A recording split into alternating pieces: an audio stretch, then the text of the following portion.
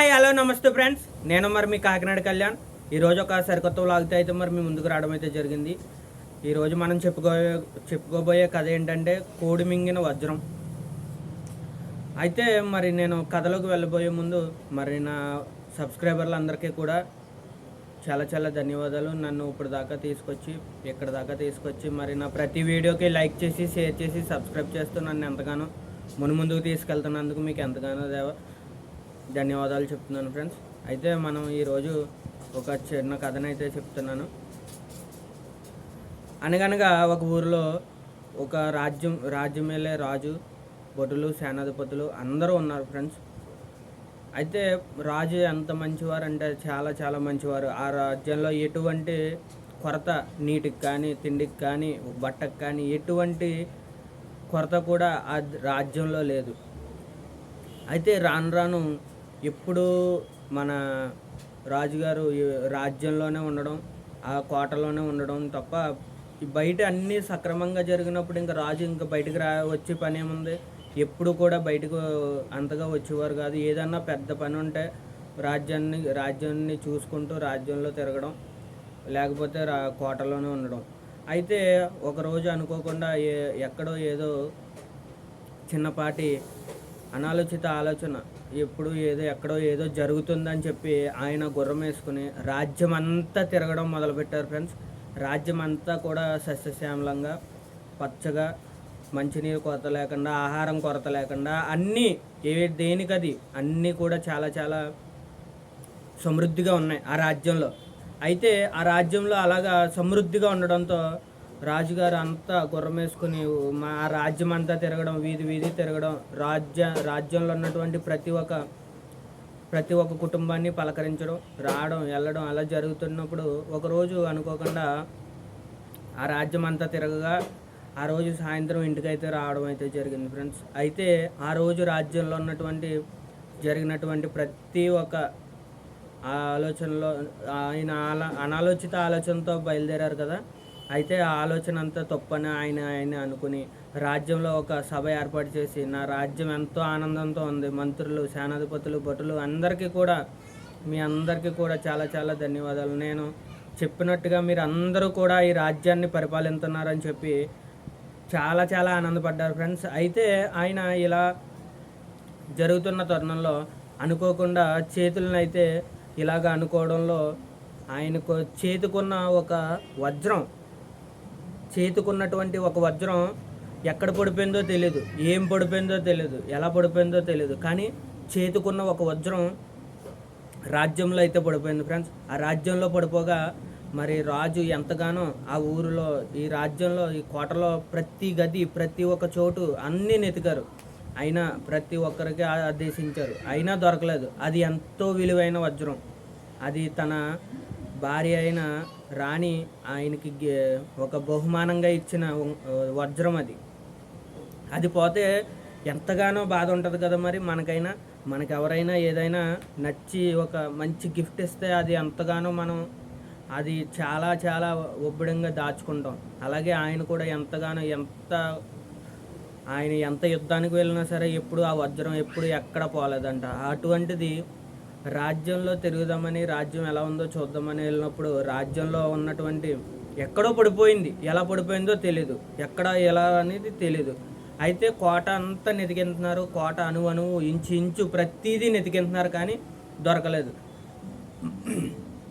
అయితే రాజుగారు అనుకోకుండా ఒకరోజు ప్రతి ఒక్కరిని, ఎప్పుడు అనుమానించలేని భటుల్ని, సేనాధిపతుల్ని, మంత్రులని అందరినీ, అక్కడ ఉన్న ప్రతి ఒక్క కోటలో ఉన్నటువంటి చెలికెత్తల్ని ప్రతి ఒక్కరిని ఇంచు నెతికించడం, ప్రతిదీ కూడా అణువు నెతికించడం, ఇలా జరగడం తరుణంలో ఎక్కడ ఎవరు తీయలేని దానికి ఎక్కడ దొరుకుతుంది, దొరకలేదు. అయినా రాజ్యంలో ఆయన ప్రసారం చేయించారు. నా వజ్రం తీసుకొచ్చి ఇచ్చిన వారికి 100 నాణ్యాలు బహుమానంగా మీకు ఇస్తానని చెప్పగా ఒకరు వచ్చారు. ఒక సేనాధిపతి అయితే దగ్గరికి వచ్చి, రాజా నేను ఈ వజ్రాన్ని తీసుకొస్తానని బయలుదేరగా రాజ్యం అంతా నెదుగుతున్నారు.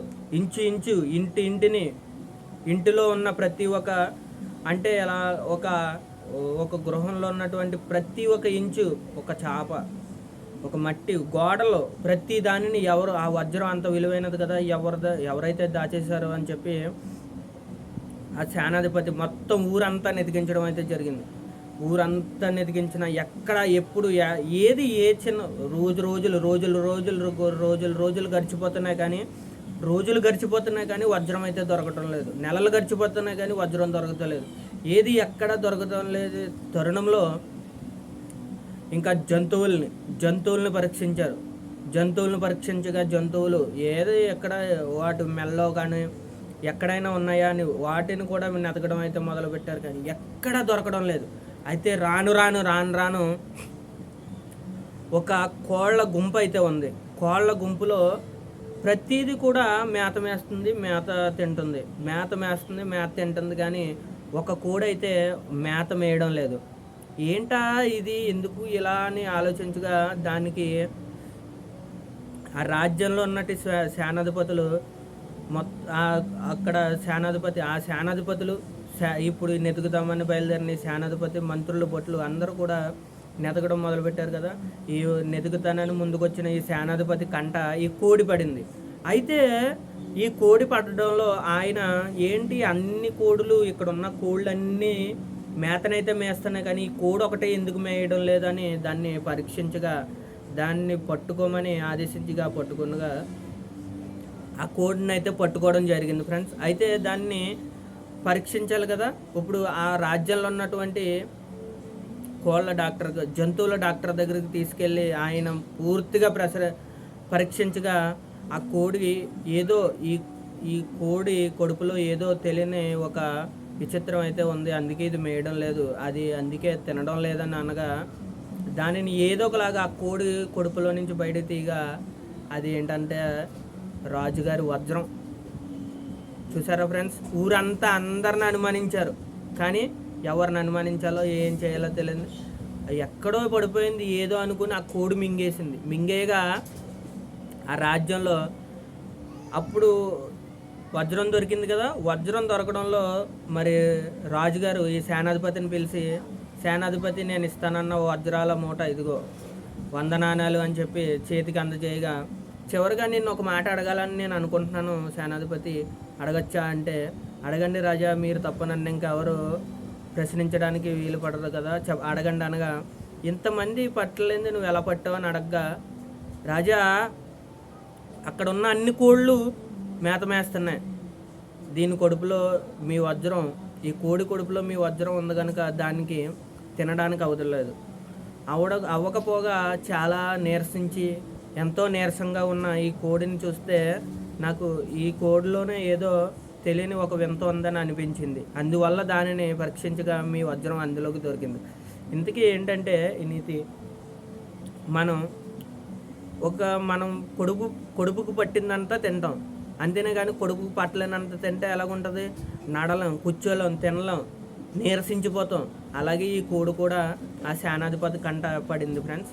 అయితే మరి నా వీడియో నచ్చినట్లయితే మరి ఇక్కడ వరకు చూసారు కదా, ఈ కోడిలాగా మనం వండుకోరు, మనకి ఎంత తినాలనిపిస్తే అంత తినడం, ఎంత ఆరోగ్యంగా ఉండాలంటే అంత ఆరోగ్యంగా ఉండడం. చూసారు కదా ఫ్రెండ్స్. మరి నా కథ మీకు నచ్చినట్లయితే, మరి నా స్టోరీ మీకు నచ్చినట్లయితే లైక్ చేయండి, షేర్ చేయండి, సబ్స్క్రైబ్ చేయండి. Bye friends.